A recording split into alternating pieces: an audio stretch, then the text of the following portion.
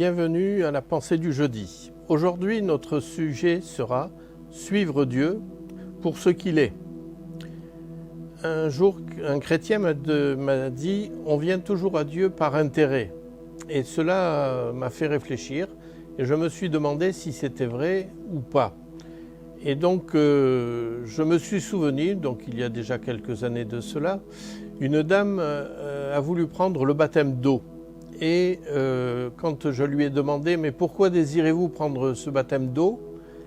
Elle m'a répondu « Eh bien, c'est parce que quand je mourrai, je voudrais retrouver ma grand-mère qui est déjà au ciel. » Et là, j'ai compris que pour elle, eh bien, c'était vraiment un intérêt.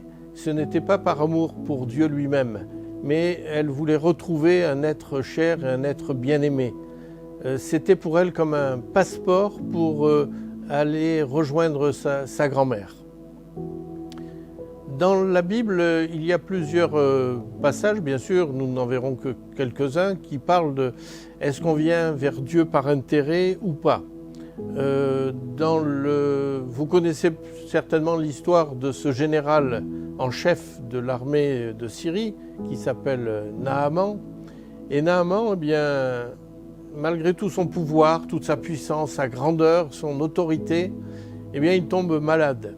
Et il est atteint de cette maladie de la lèpre de l'époque. Et là, eh bien, il cherche une solution. Il cherche à être guéri, ce qui est légitime. Et il apprend que le prophète est celui qui pourrait lui apporter cette guérison par l'intervention de Dieu lui-même. Il se rend et là, auprès de lui, après des péripéties dont je passerai, eh bien, effectivement, il est guéri.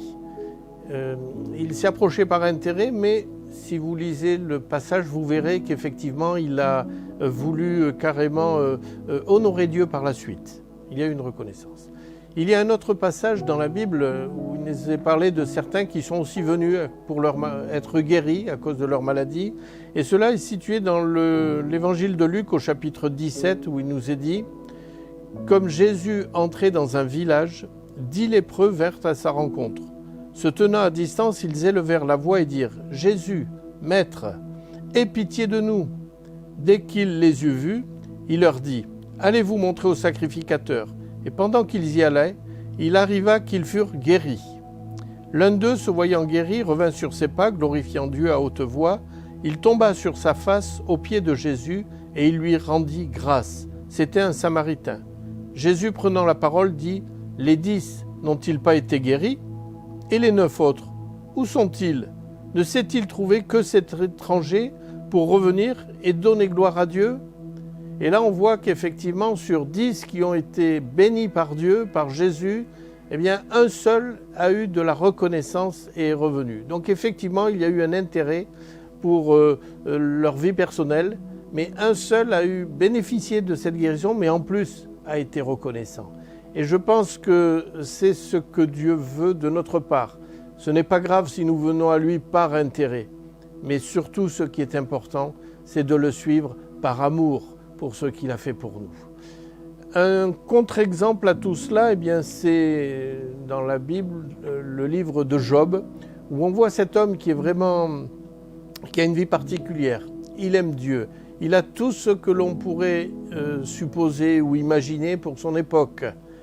Mais en quelques heures, tout va s'abattre sur lui. Imaginez, il va perdre ses 10 enfants dans la même journée. 10 enfants, tous ses enfants. Il va perdre tous ses biens, ses constructions. Il va perdre ses troupeaux, etc. Il va perdre...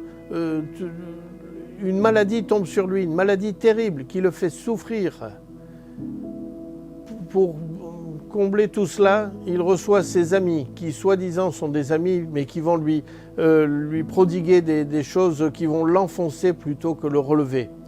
Et, comble de tout, sa femme qui lui demande de maudire Dieu et ensuite de mourir. Je pense que beaucoup d'entre nous, on aurait déjà jeté l'éponge après toutes ces épreuves, ces difficultés, qu'elles soient matérielles, qu'elles soient physiques, qu'elles soient morales. Mais lui est toujours resté fidèle à Dieu. Et on voit au travers de cela que, effectivement, nous pouvons être attaqués, mais si on suit Dieu par amour, alors tout change. Et on ne le suit pas pour ce qu'il nous donne, mais pour ce qu'il est. Et Dieu n'est pas comme ces distributeurs sur lesquels on met une pièce et l'objet ne tombe pas et on se met à taper, à s'énerver, mais il est celui qui fait ce qu'il veut, mais nous le suivons parce que nous l'aimons. Juste pour finir, dans l'évangile, la première épître de Jean, chapitre 4, « Pour nous, nous l'aimons parce qu'il nous a aimés le premier ». Et quelques versets avant, « Car Dieu est amour. L'amour de Dieu a été manifesté envers nous, en ce que Dieu a envoyé son Fils unique dans le monde, afin que nous vivions par lui.